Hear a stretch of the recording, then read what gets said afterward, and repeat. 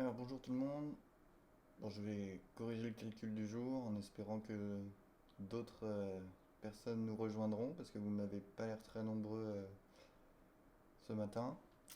Donc intégrale de 2 à 4 de 2 exponentielles de 0,5x plus 3 sur x dx. Donc en primitive ici, donc sachant que l'exponentielle de 0,5x ça va faire descendre un 0,5 devant. Pour avoir un 2 comme il faut mettre un 4 ici. Comme ça, quand on fait 4 fois le 0,5 qui va descendre, ça va bien donner le 2 ici.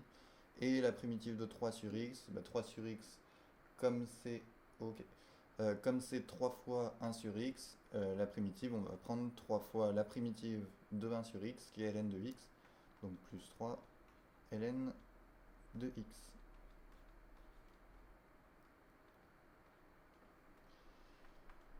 Donc ça nous donne 4 exponentielle de 0,5 fois 4, plus 3 ln de 4, moins 4 exponentielle de 0,5 fois 2. Si, tu peux mettre 2 sur 0,5, hein, Ursula, pas de souci. Sachant que, enfin, en faisant le calcul à la calculatrice, tu verras facilement que ça fait 4. Plus 3 ln de 2, sans oublier les parenthèses. Et donc après on a plein de simplifications qui se font, donc 4 exponentielle de 2, plus 3 ln de 4, moins 4 exponentielle de 1, plus 3 ln de 2, et on pourrait faire quelques simplifications si on voulait, puisque je vous rappelle que donc, ln de 4 plus ln de 2, ça se multiplie, donc ça nous fait ln de 4 fois 2, donc ça nous donnerait 4 exponentielle de 2 moins 4 exponentielle de 1 plus 3 ln de 4 fois 2, donc 3 ln de 8 en fait. Mais bon, ça c'était pas obligé de le faire. Pas de questions? Alors sur le calcul du jour ou alors sur les exercices qu'il y avait à faire pour aujourd'hui?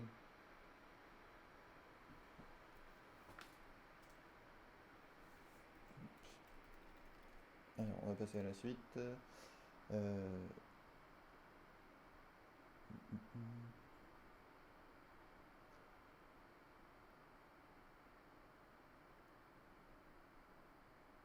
On en était alors exercice 82, page 156. Oula.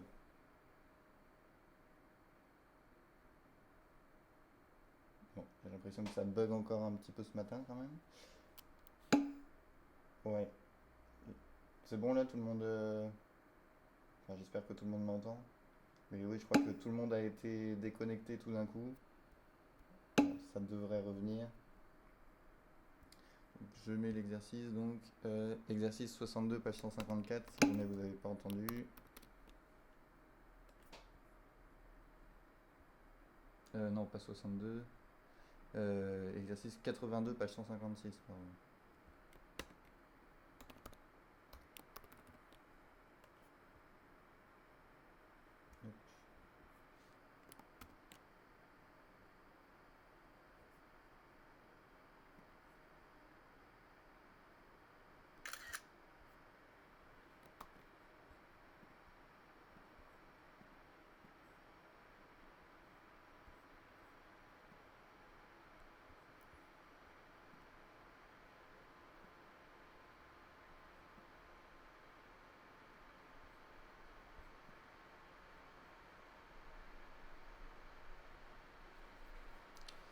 Donc dans le repère orthonormé d'unité 1 cm ci-dessous, les courbes C1 et C2 sont les courbes de deux fonctions.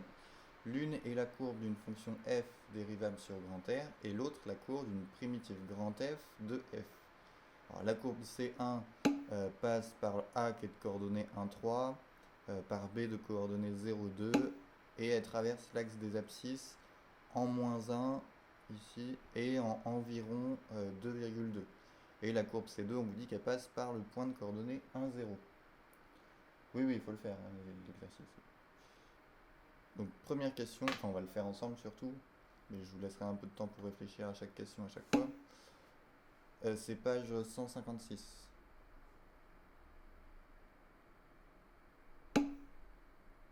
82, page 156. Donc première question, entre les deux courbes, retrouvez la courbe de la fonction f. Donc il y a une courbe, c'est la fonction f, et une courbe, c'est la courbe de sa primitive. Mais laquelle est laquelle?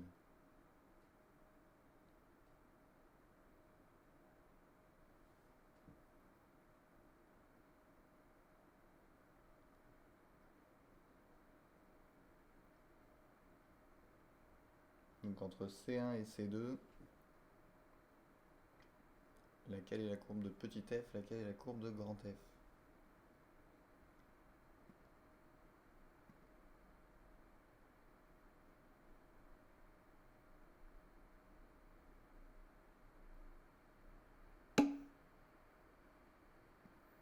Alors Ursula, C2, c'est la courbe de laquelle? Grand F ou petit f?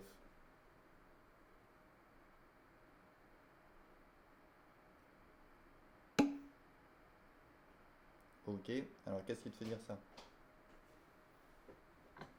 Comment est-ce qu'on peut justifier le fait que C2 ce serait le petit f et donc que C1 ce serait le grand F?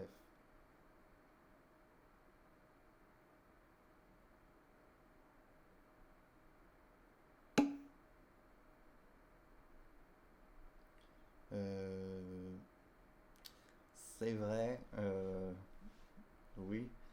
Mais bon, on vous demande d'expliquer le raisonnement et c'est pas vraiment ça qu'on attend ici comme justification. Alors c'est quoi le lien entre grand F et petit f? Donc si grand F... Oula.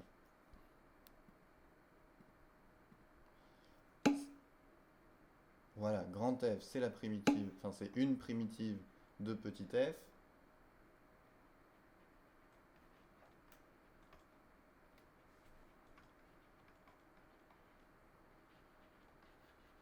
Donc ça veut dire que petit f c'est quoi par rapport à grand F?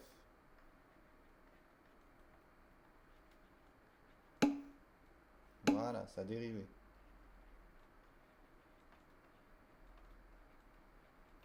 Comment est-ce qu'on peut justifier le fait que la courbe en bleu là, c'est bien la dérivée, enfin ça correspond bien a priori à la dérivée de la courbe en rouge?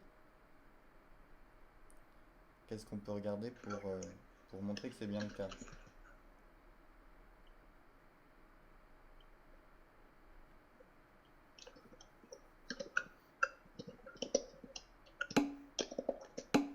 Voilà, on regarde le signe. Alors on regarde le signe de quelle fonction?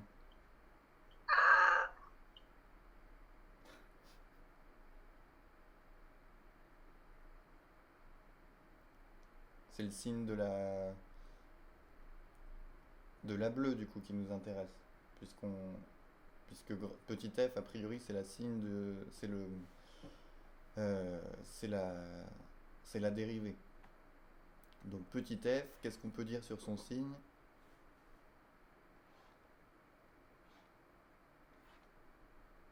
Hop, donc là les x ce serait ce serait sur grand R, donc ce serait de moins l'infini à plus l'infini. Donc le signe de la courbe en bleu, donc a priori de petit f, c'est positif jusqu'à 1 et négatif après 1. Et ça s'annule en 1. Et on voit que la courbe en rouge, ce qu'elle fait, elle, c'est qu'elle est croissante jusqu'à 1, décroissante euh, après 1. Donc si c'est grand F, ça marche bien. C'est bien cohérent entre le signe et le signe de petit f, ce serait cohérent avec les variations de grand F. Est-ce qu'il y a des questions?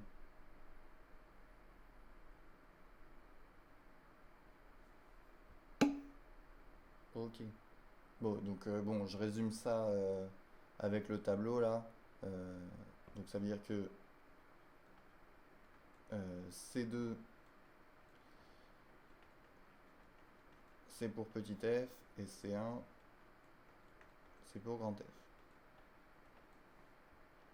Bon, maintenant qu'on sait ça, on va pouvoir lire graphiquement les valeurs pour répondre aux questions suivantes. Donc, déterminer la valeur exacte en unité d'aire de l'aire du domaine en bleu à l'aire de lecture graphique.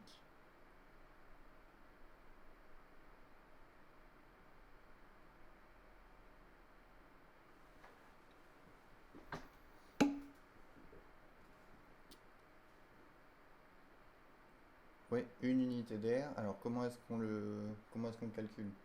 Alors oui, sauf que Mélanie sans micro, tu vas peut-être pas pouvoir l'écrire.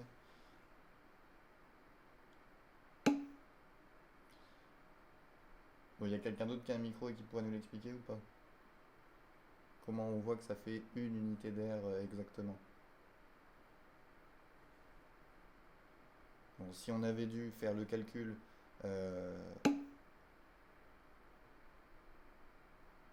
de 1 à 1, oui, sauf que... Oui, Ursula?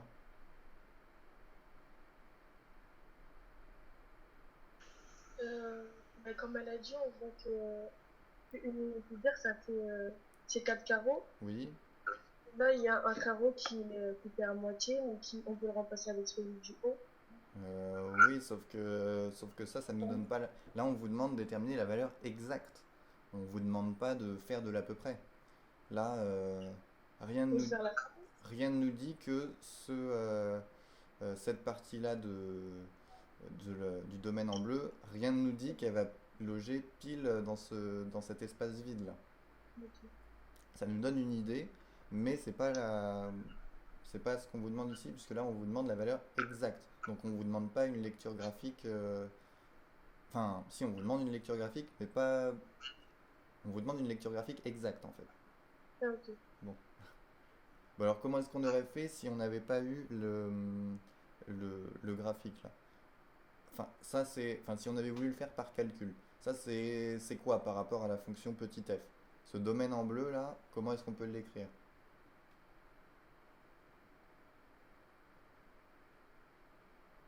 Donc, si je note ça grand A, on peut dire que c'est quoi par rapport à petit f?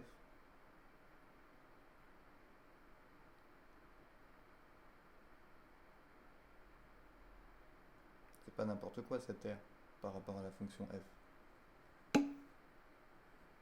Oui, c'est l'air sous la courbe, et c'est l'air sous la courbe entre quoi et quoi?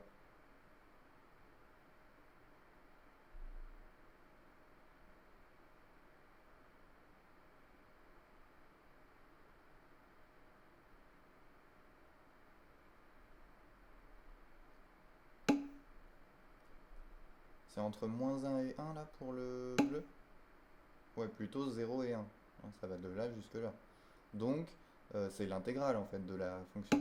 C'est l'intégrale entre 0 et 1 de la fonction f. Donc c'est intégrale de 0 à 1 de f de x dx. Bon, bah, si on avait voulu faire ça par le calcul, si on avait une primitive, on ferait donc cette primitive là, grand f de x, qu'on appliquerait entre 0 et 1. Donc finalement, ça, si on applique la formule du cours et puis si on applique la méthode de d'habitude, ça nous donne grand f de 1 moins grand f de 0. Sauf qu'on a la courbe de la fonction grand f. Donc grand f de 1, même si on ne peut pas faire le calcul, on peut lire sa valeur sur le graphique. D'après le graphique, grand f de 1, ça vaut combien? Ça vaut pas 0. Voilà, ça vaut 3. La fonction grand f, c'est la fonction, c'est la courbe en rouge. Bon bah l'image de 1, c'est 3. Bon bah f de 0, ça vaut combien? Ça vaut 2. Donc on fait 3 moins 2. Et ça nous fait bien une unité d'air. Et là on a la valeur exacte. Sachant que dans l'énoncé, on vous disait que la courbe C1 est passée par le point 1, 3 et par le point 0, 2. Donc on est sûr que c'est les valeurs exactes, le 3 et le 2. Autre question? Alors on vous demande maintenant de justifier que l'intégrale de moins 1 à 1 de f de x dx, c'est égal à 3. Alors, vous refaites un peu la même chose, sauf que cette fois-ci, plutôt que de prendre l'intégrale entre 0 et 1, vous prenez l'intégrale entre moins 1 et 1.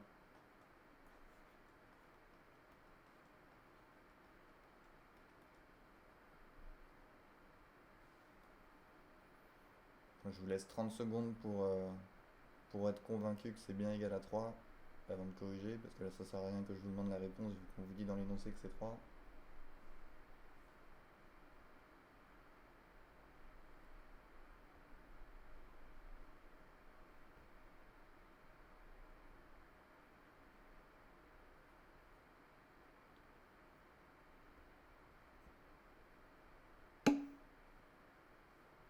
Ok. Donc bah, même principe, on fait f de 1, enfin grand F de 1 moins grand F de moins 1. Et on peut voir sur le graphique, donc f de 1 c'est toujours 3. Et grand F de moins 1, l'image de moins 1 là, c'est là que ça coupe l'axe des abscisses, c'est ce qu'on vous disait dans l'énoncé. Donc ça veut dire que grand F de moins 1 ça vaut 0. Donc on a 3 unités. Alors soit G la fonction dont la dérivée est la fonction grand F. La courbe C représentative de la fonction G présente-t-elle des points d'inflexion? Si oui, expliquez pourquoi et précisez les abscisses de ces points.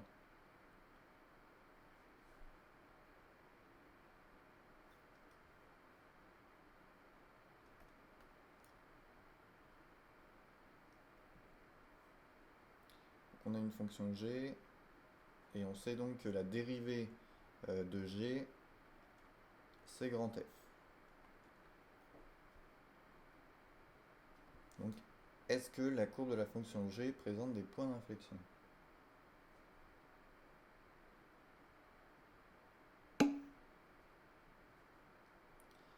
Oui, alors pourquoi? Comment est-ce qu'on peut le justifier qu'elle a des points d'inflexion?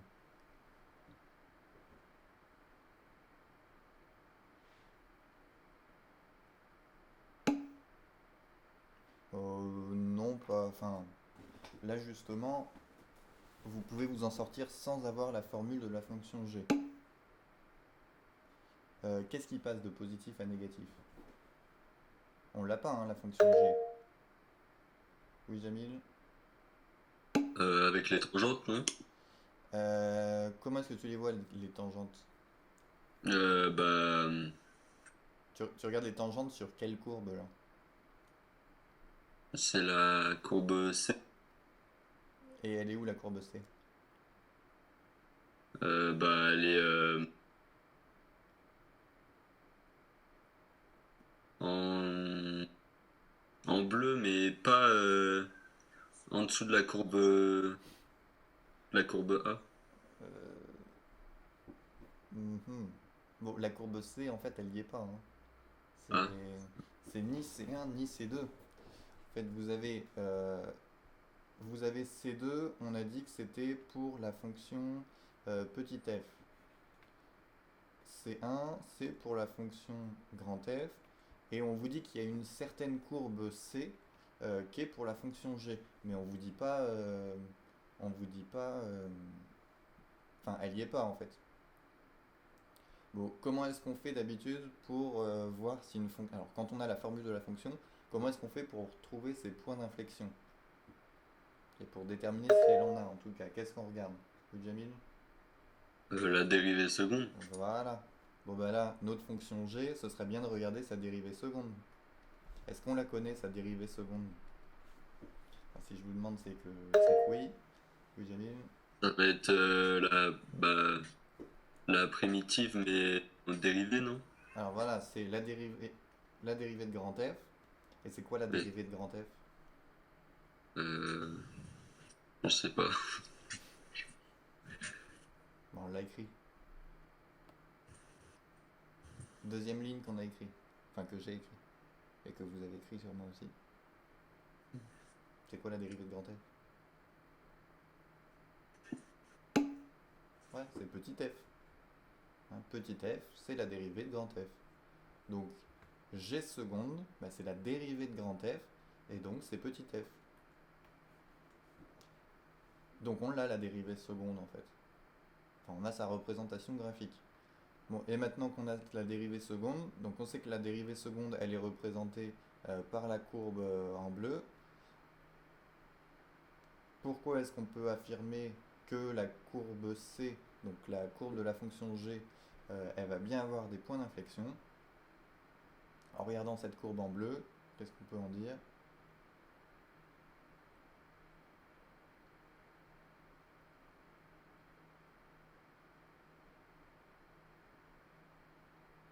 Qu'est-ce qu'il faut que la dérivée seconde fasse pour qu'on ait un point d'inflexion?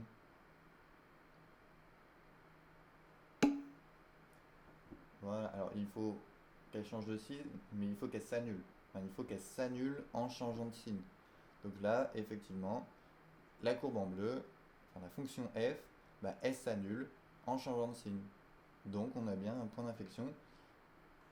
Et les abscisses, bah, ce sera en 1, puisque c'est en 1 que ça change de signe. Donc petit f s'annule en changeant de signe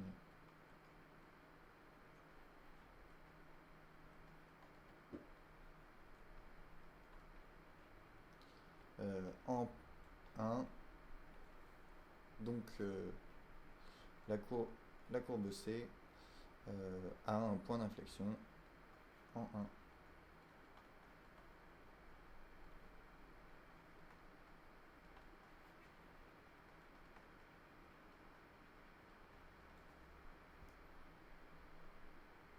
Pas de questions? Alors ça, ce genre ce genre d'énoncé là, qui mélange un petit peu primitive, dérivée, où il faut bien faire le lien entre quelle fonction et la dérivée de quelle fonction, ça c'est des choses qu'on voit souvent dans les QCM. Quand vous avez des QCM sur les fonctions, en général ça mélange tout ça, hein. Primitive, donc quand on a la primitive et qu'on vous demande si elle a des points d'inflexion, il faut regarder la dérivée de la fonction, enfin il y a plein de choses comme ça. Donc je je vous conseille de faire un petit schéma pour savoir quelle fonction est la dérivée de qui, et, euh, et comme ça on s'en sort. Bon, s'il n'y a pas de questions, activité suivante sur la feuille de route.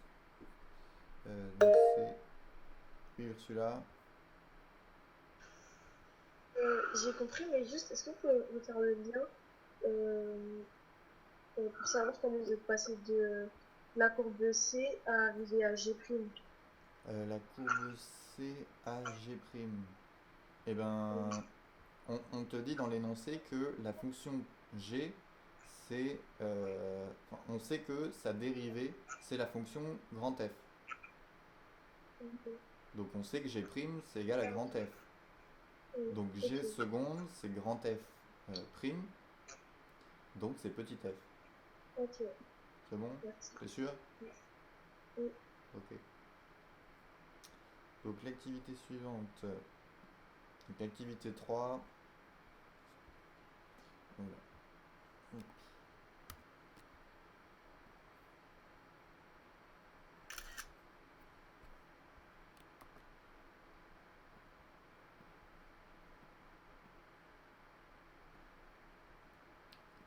Bon, dans votre partie feuille de route, hein, pas à la suite de l'exercice. Donc, dans un laboratoire, des scientifiques ont étudié pendant 10 ans l'effet de la de la pollution sur une population d'insectes car ils craignaient l'extinction de cette espèce. L'étude a été effectuée sur un échantillon de 25 000 insectes. La population peut être modélisée par la fonction f définie sur l'intervalle 0,10 par f de t égale 23 exponentielle de moins t sur 2 plus 2 exponentielle de t sur 4, où t est le temps exprimé en années et f de t le nombre de milliers d'insectes. En moyenne, la population des insectes était-elle plus importante pendant les 6 premières années de l'étude ou pendant les 4 dernières? Enfin, je vais afficher la fonction déjà.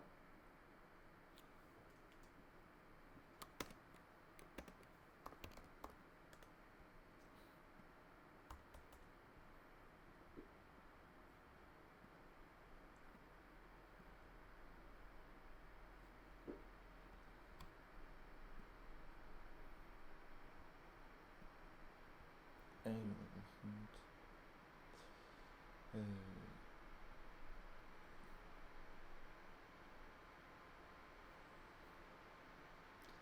donc 23 exponentielle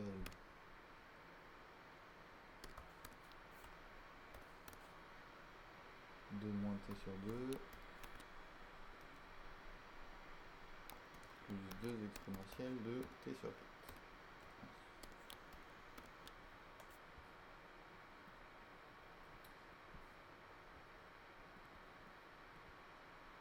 Donc nous, on étudie ça sur l'intervalle 0,10.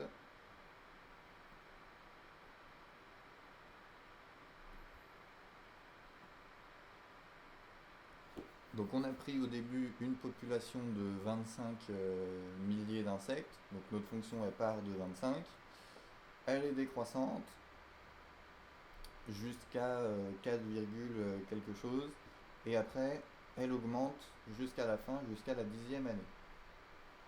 Ce qu'on veut savoir donc, c'est en moyenne sur les 6 premières années, donc entre là et là, en moyenne, est-ce qu'il y avait plus d'insectes que sur les 4 dernières années, donc entre 6 et 10.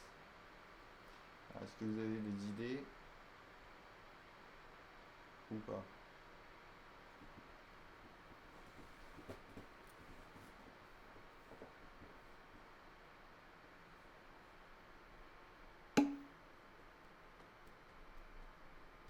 Donc on veut savoir si en moyenne il y avait plus d'insectes entre 0 et 6 ou alors entre 6 et 10. Alors tu me dis plutôt vers les 4 dernières années, Mélanie. Alors, comment est-ce que tu peux le justifier?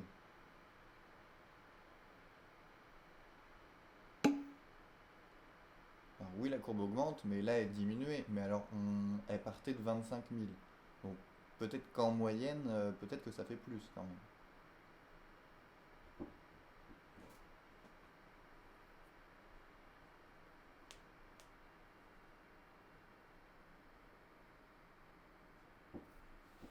Alors je vais vous aider, hein, parce que c'est pas évident. Donc, j'ai juste une capture d'écran de la courbe pour qu'on puisse, enfin, pour que je puisse dessiner dessus.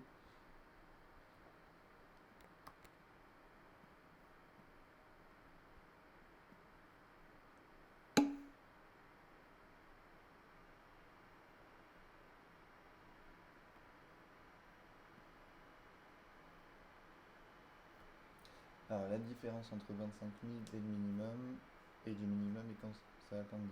Alors si tu regardes juste ça te donne pas une valeur moyenne.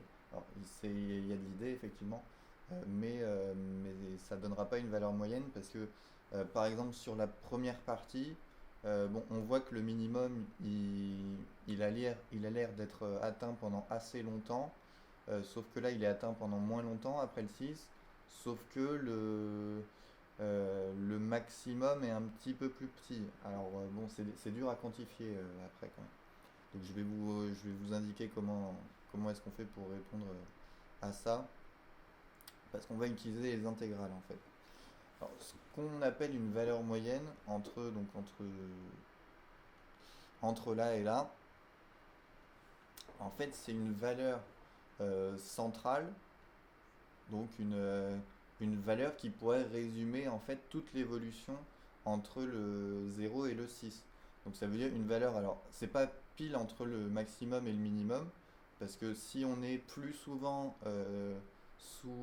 si on est plus souvent bas que haut, bah, ça veut dire que la moyenne elle est entraînée vers le bas.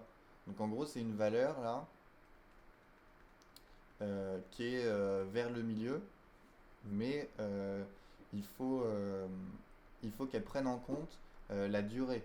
Donc il faut que quand il y a longtemps des valeurs faibles, il faut que cette moyenne elle soit faible. Enfin, et donc même chose de l'autre côté. Bon, je fais les traits comme ça pour l'instant juste pour avoir l'idée, mais ça va peut-être, enfin c'est peut-être pas celle-ci est peut-être pas là et celle-ci est peut-être pas là.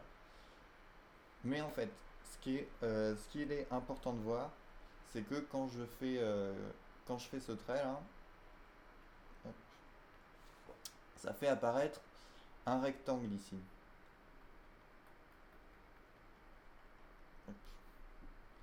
Et ce rectangle, bah, pour avoir la valeur moyenne comme il faut, donc là, enfin j'ai pris entre 16 et 18 là, mais on ne sait pas trop où est-ce que ça va être. Pour être sûr d'avoir la bonne hauteur en fait de mon rectangle, il faut se débrouiller pour que l'aire qu'on a ici, eh bien, il faut qu'elle soit égale à l'aire sous la courbe. En gros, notre valeur moyenne, on l'obtient en plaçant ce morceau-là, qui est au-dessus, en gros en le plaçant ici. Est-ce que tout le monde m'a suivi?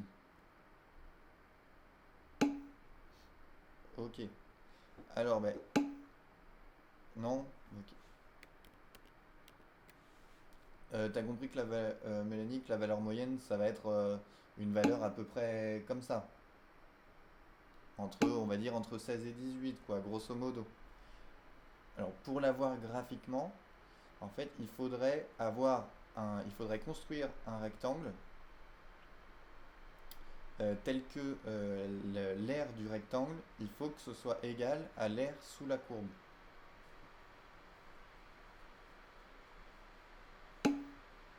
Donc, il faut obtenir un rectangle qui a une aire égale à l'intégrale de 6 à 10 de notre fonction. Donc la question c'est mon rectangle là, qu'est-ce que je dois prendre? Donc, je vais essayer de faire un trait un peu plus droit.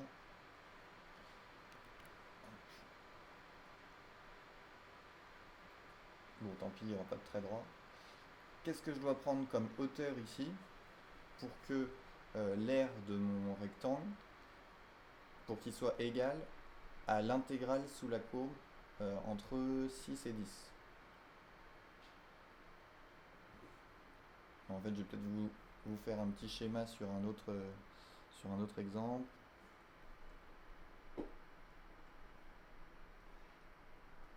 En gros, si on a une fonction qui fait quelque chose comme ça, ben on va avoir... oui, il faudra calculer l'intégrale, oui, c'est ça. On va avoir en gros une valeur moyenne par ici. Et graphiquement, cette valeur moyenne, elle s'obtient en compensant les moments où c'est au-dessus avec les moments où c'est en dessous. Donc par exemple ici, ce morceau-là, si on arrive à le placer là, et ce morceau-là, si on arrive à le placer là, si on arrive à trouver la bonne hauteur, on aura trouvé notre valeur moyenne. Mais donc ça se fait grâce à l'air, ça. Et donc grâce à l'intégrale. Donc voilà, il va falloir qu'on calcule l'intégrale de 6 à 10 de notre fonction.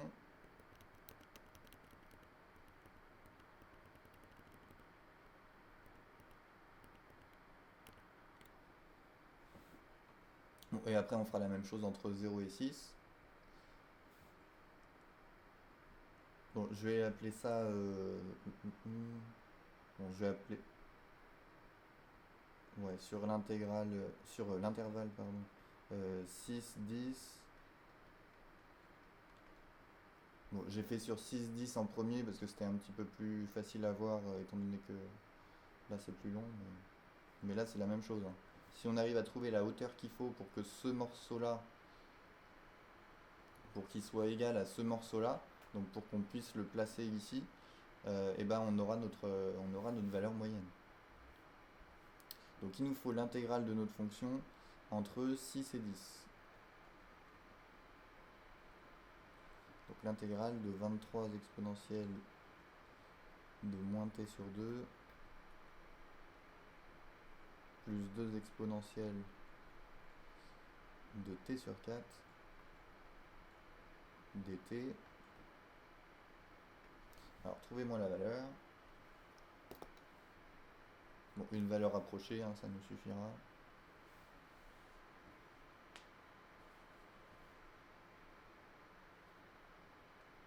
Et n'hésitez pas à poser des questions si vous n'avez pas compris.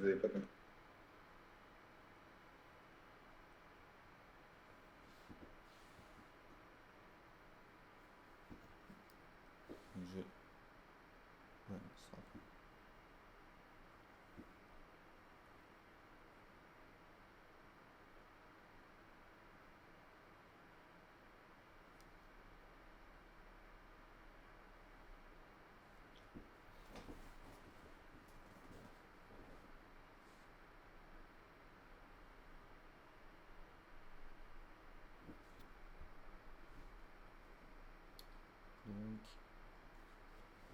primitive de 23 exponentielle de moins t sur 2. Donc, étant donné qu'on va avoir moins 1 sur 2 qui va arriver devant, il faut multiplier par 2 ici, donc moins 46 exponentielle de moins t sur 2 plus 8 exponentielle de t sur 4, donc de 6 à 10.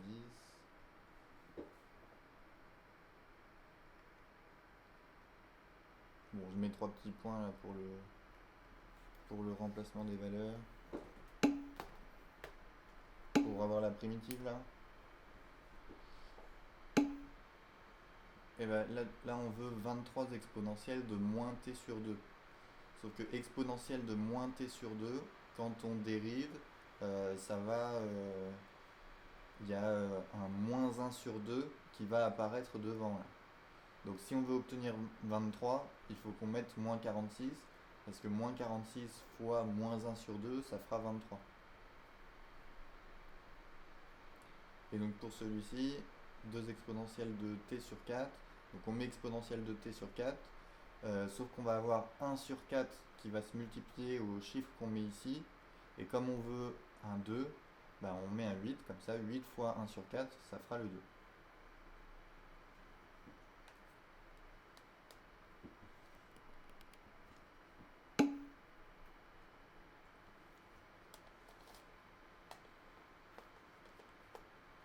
C'est bon celui-là ou pas?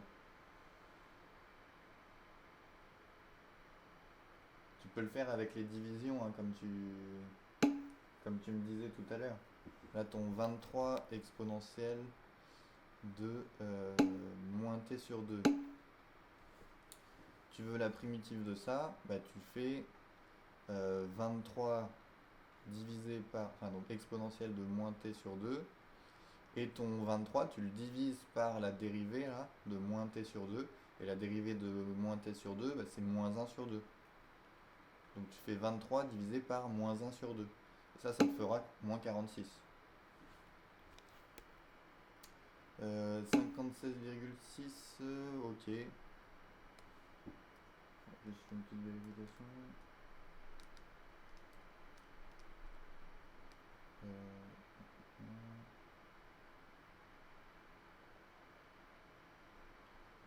Tout le monde a ça, 57,6. Ça me paraît un peu faible, mais...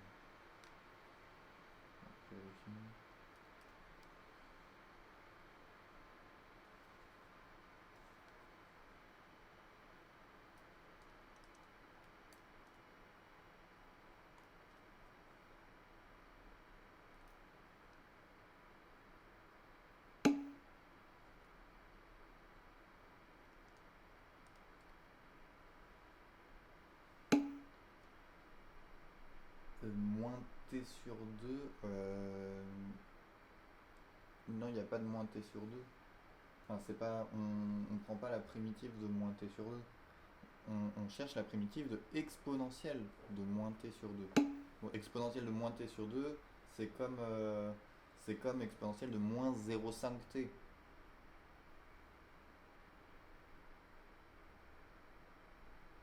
Donc nous, on a besoin de la dérivée en fait de moins t sur 2. Oui, c'est là, oui. Mais du coup, je comprends pas.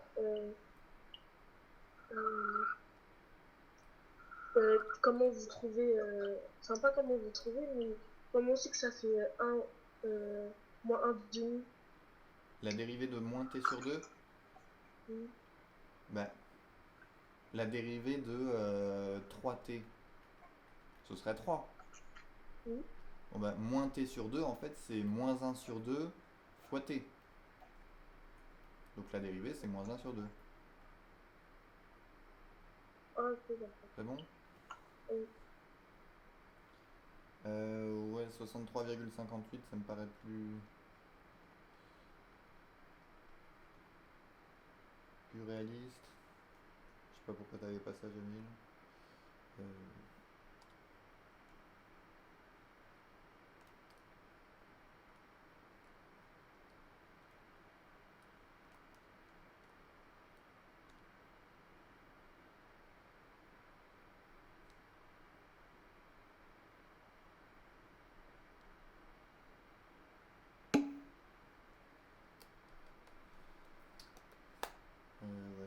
sais pas. Tu vois quelle erreur t'as faite, Jamil, ou pas?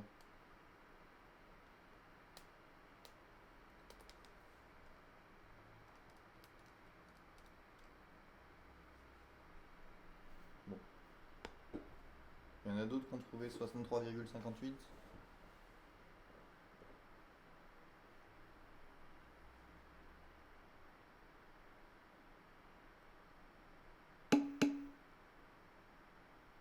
Ok.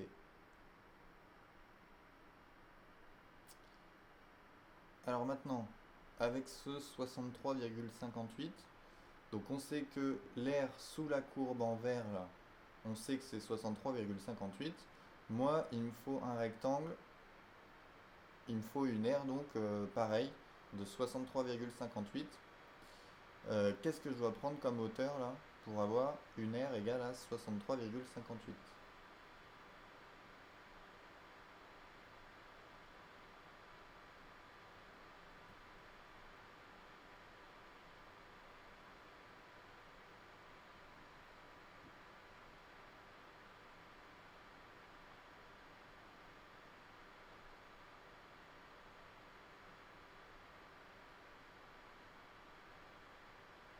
Donc l'aire du rectangle.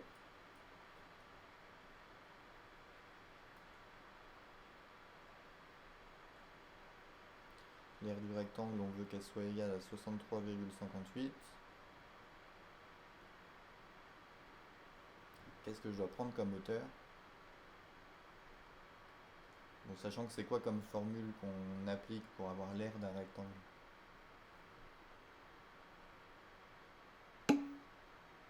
Voilà, la longueur fois largeur. Donc bon, là c'est hauteur fois largeur si on veut, ou longueur, peu importe. Donc ici, hauteur fois, je vais noter largeur, tant pis. Alors ici, elle est de combien la largeur?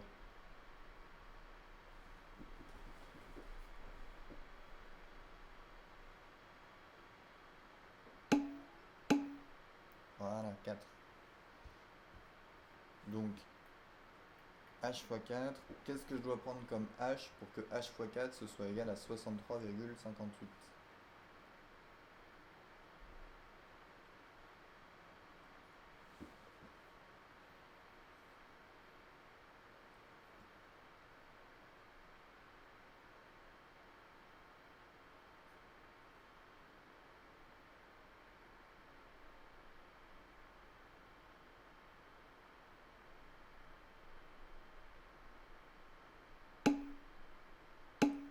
Ok, 15,895.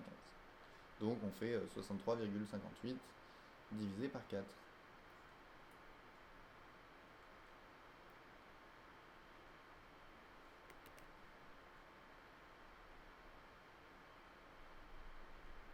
Donc c'est à 15, bon, on va dire 15,9 que qu'on a la valeur moyenne.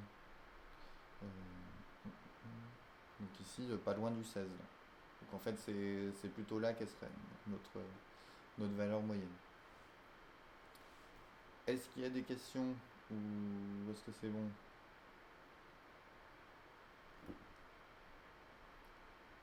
Donc finalement, notre valeur moyenne, donc ça c'est notre valeur moyenne, bah, je peux la noter M en fait.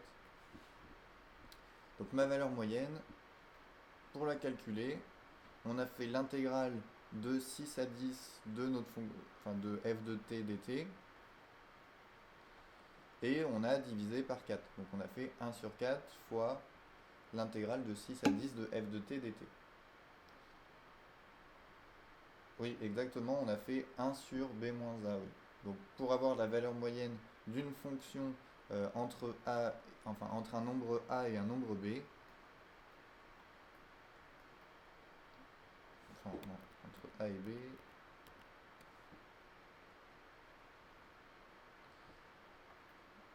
voilà, la valeur moyenne, on fait 1 sur b moins a.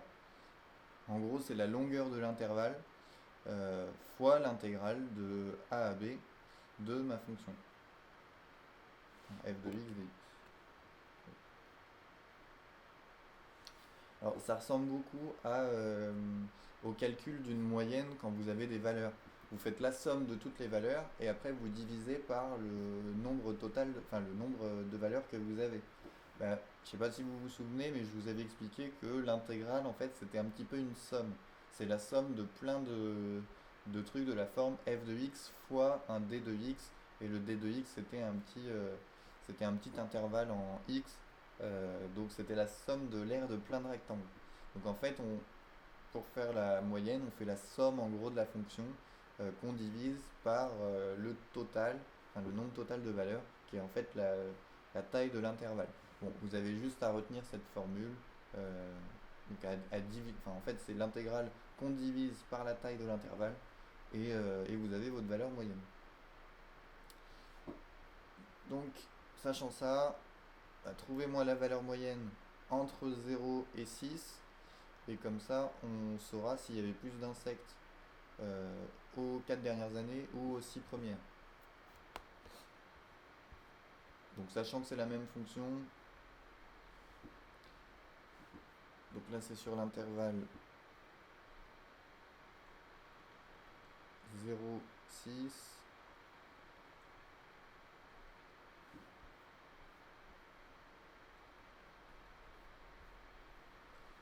Donc notre valeur moyenne, ce sera donc 1 sur donc 6 moins 0 ou 1 sur 6 directement, fois l'intégrale de 0 à 6 de notre fonction f.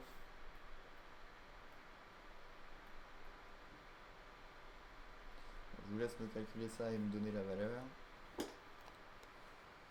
sachant qu'on a la même primitive que tout à l'heure.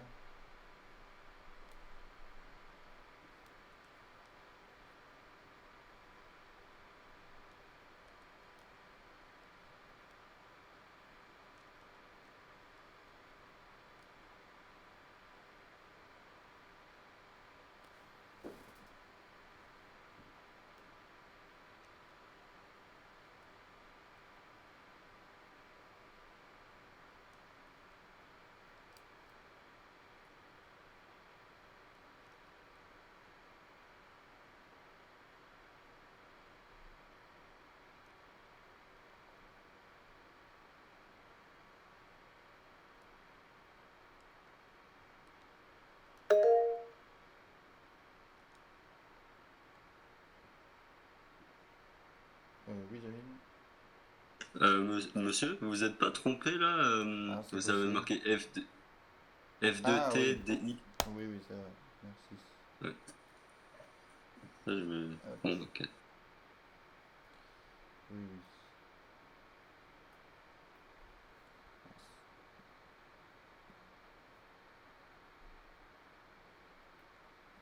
Alors, soit vous mettez des T partout, soit des X partout. Effectivement.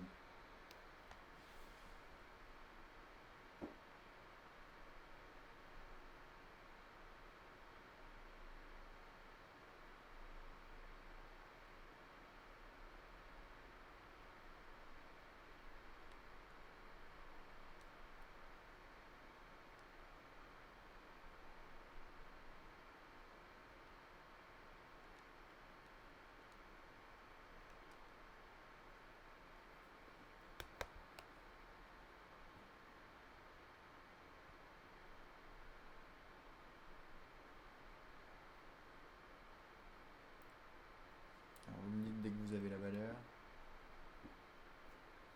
Donc là, toujours 1 sur 6.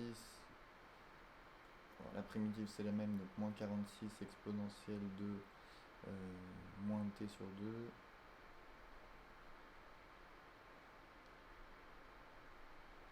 Plus 8 exponentielle de t sur 4. Entre 0 et 6.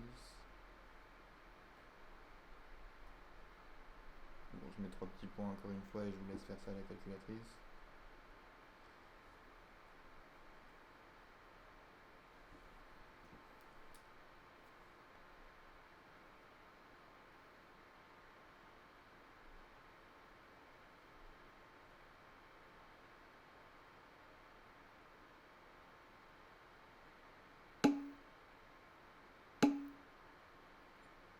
Oui, on on fait toujours une différence. Oui. On fait, une fois qu'on a ça, bon, je vais l'écrire quand même. Donc 1 sur 6. Alors on ouvre des grandes parenthèses pour faire le calcul de l'intégrale là. Donc moins 46 exponentielle de moins 6 sur 2, plus 8 exponentielle de 6 sur 4, moins, et après on a encore des parenthèses, donc moins 46 exponentielle de moins 0 sur 2, bon, sachant que ça fera 1, plus 8 exponentielle de 0 sur 4, ce qui fera 1 aussi. Hein. Ça nous donne combien ça?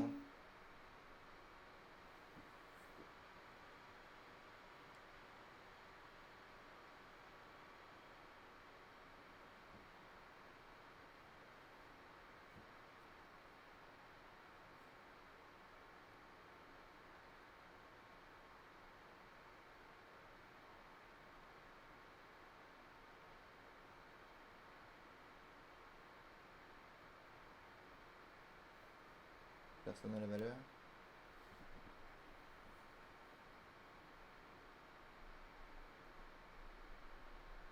Donc 11,93 a priori. Vous me dites si vous trouvez tout ça, ou si vous n'arrivez pas à trouver ça.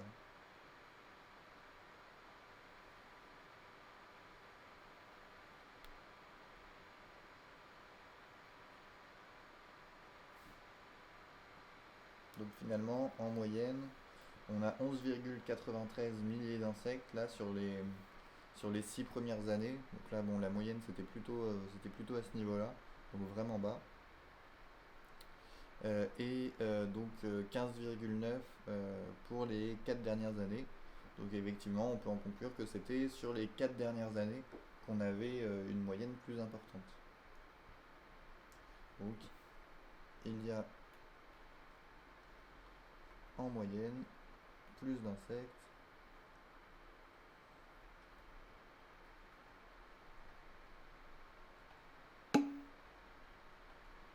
ok, merci.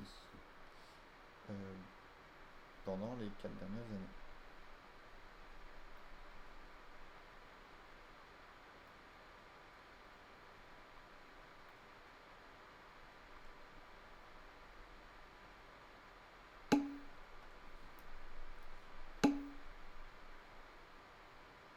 Bah, je l'ai écrit là, là-dessus. Donc on a une moyenne de 11,93 sur les 6 premières années et on avait trouvé 15,895 sur les 4 dernières années. Donc bah, on peut en déduire que c'est pour les 4 dernières années qu'on avait une moyenne plus importante. C'est juste pour répondre à la question qui était posée dans l'activité. Bon, le bilan.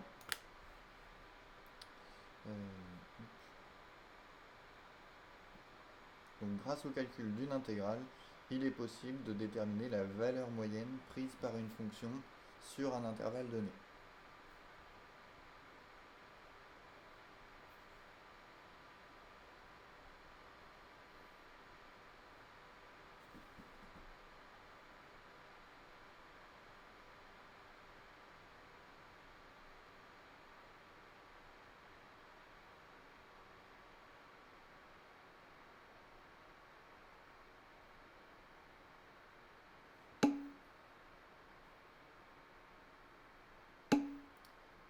Alors, c'est pas l'intégrale qui est supérieure, c'est la valeur moyenne qui est supérieure, c'est pas la même chose. Donc, tu peux avoir une intégrale plus grande, mais une moyenne plus petite. Si tu prends ton intégrale sur un intervalle plus long, tu vas diviser par quelque chose de plus long. Et là, je crois que c'était le cas d'ailleurs. L'intégrale, elle était plus grande entre 0 et 6 qu'entre 6 et 10. Mais en divisant après, comme sur les 4 dernières années on divise par 4 alors que pour les 6 premières années on divise par 6, bah on se retrouvait avec une moyenne plus petite enfin de 0 à 6 que de 6 à 10. En fait c'est important, la longueur qu'on regarde c'est important. En fait on fait un rapport, plus on regarde, enfin a priori si on regarde juste les intégrales, bah, c'est pas comparable. On ne peut pas comparer une intégrale là sur 6 ans et une intégrale sur 4 ans. Bah, pour pouvoir les comparer, on divise, comme ça permet de retrouver, si on veut, la même unité, la même référence.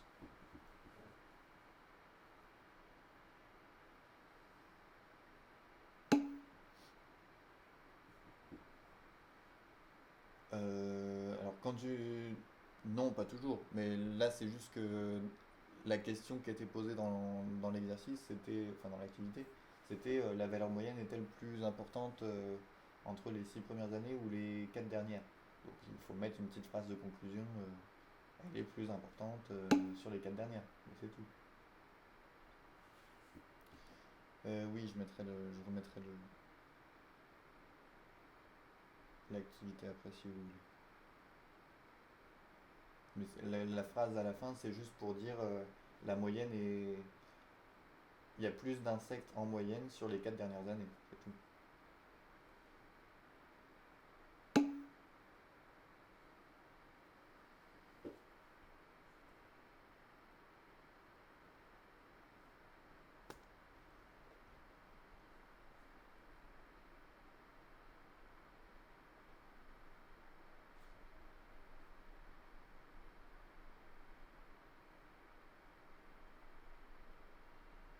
C'est bon là sur le bilan? Ok. Vous avez encore 3 minutes là qu'on fasse l'exemple du cours ou... Puis si jamais il y en a qui sont pressés et qui doivent partir, il n'y a pas de souci, mais vous regarderez ça ensuite. Mais c'est juste pour pas avoir à reprendre ça après les vacances. Non, on fera les exercices sur la valeur moyenne après les vacances.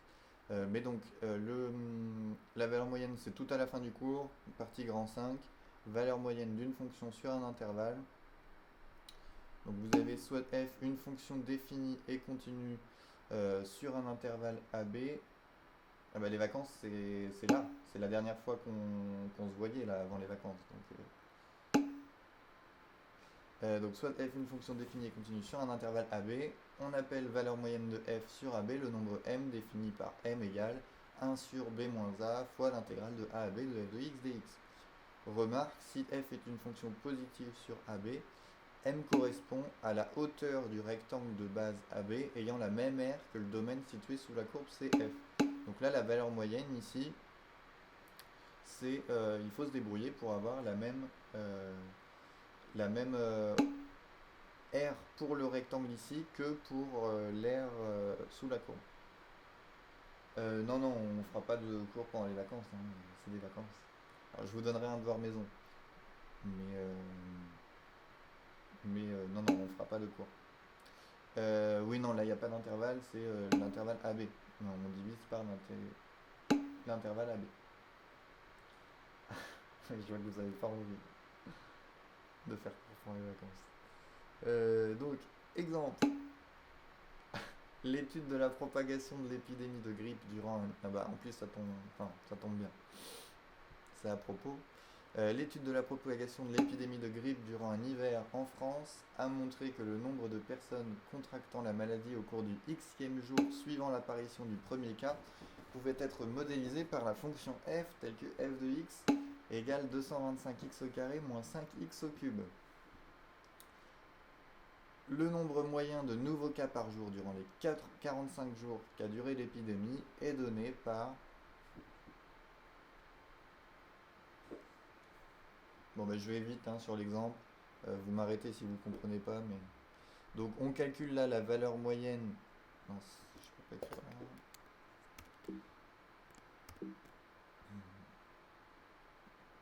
Là, il faut qu'on calcule la valeur moyenne de la fonction entre 0 et 45, donc sur les 45 premiers jours.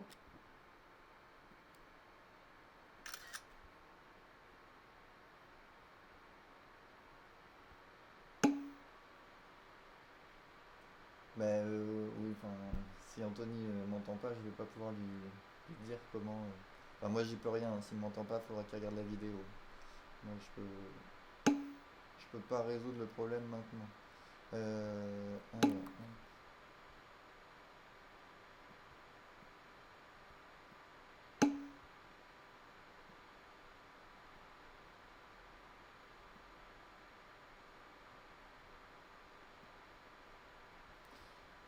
donc, on calcule donc la valeur moyenne de la fonction de 0 à 45. Donc m égale 1 sur 45 moins 0,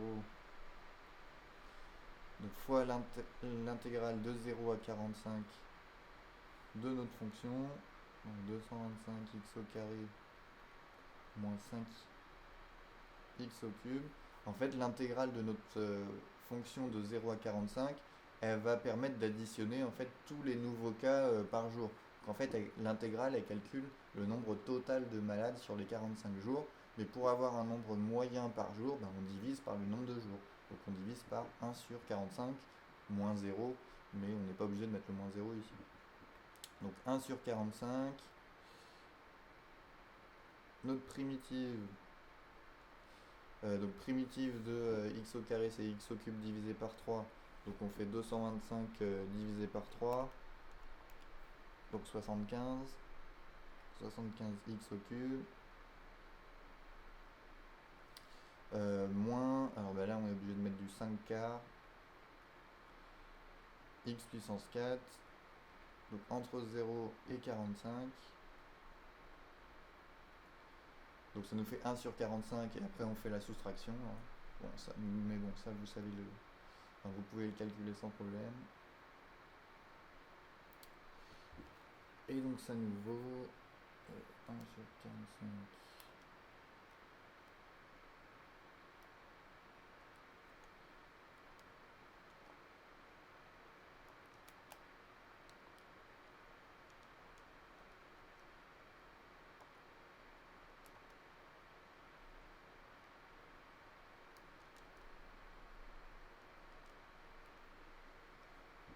Ça nous fait environ 37 969 a priori.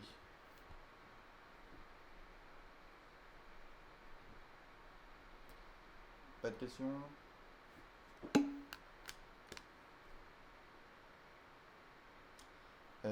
Donc pour les vacances, bon, je vous mettrai le DM sur Pronote, donc c'est un DM sur les intégrales.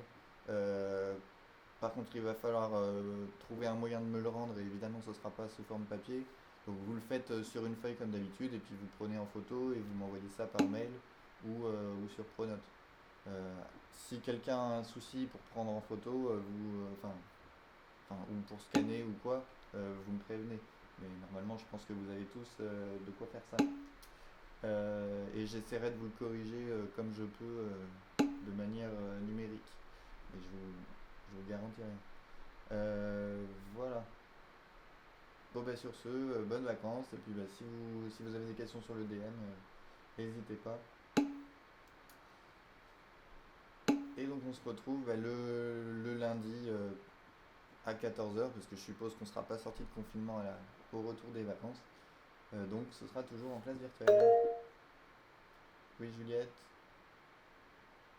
Monsieur, j'ai pas compris comment vous avez trouvé 75 et Alors, moins 5 sur 4. alors bah, la primitive de x au carré. Attends, deux secondes, je réponds aux questions là. Et ben 15h30, oui, c'est bien 15h30 qu'on fait d'habitude. Oui, ce sera pas 14h, 14h j'ai les secondes, donc ce sera pas possible. Donc 15h30. Hein. C'est moi qui ai dit 14h? Bon, bref. 15h30. Ok, désolé. Donc, primitive de x au carré, c'est x au cube sur 3. Donc tu fais 225 fois x au cube sur 3. Et donc 225 divisé par 3, en fait, ça te donne le 75. Et là, primitive de x au cube, c'est x puissance 4 divisé par 4. Donc ça te fait 5 sur 4 fois x puissance 4. Donc tu peux mettre... si tu avais mis 225 fois x au cube divisé par 3, c'était bon aussi. Et là, 5 fois x puissance 4 divisé par 4, c'était pareil. D'accord, j'ai compris. Ok. Merci. Au revoir. Au revoir.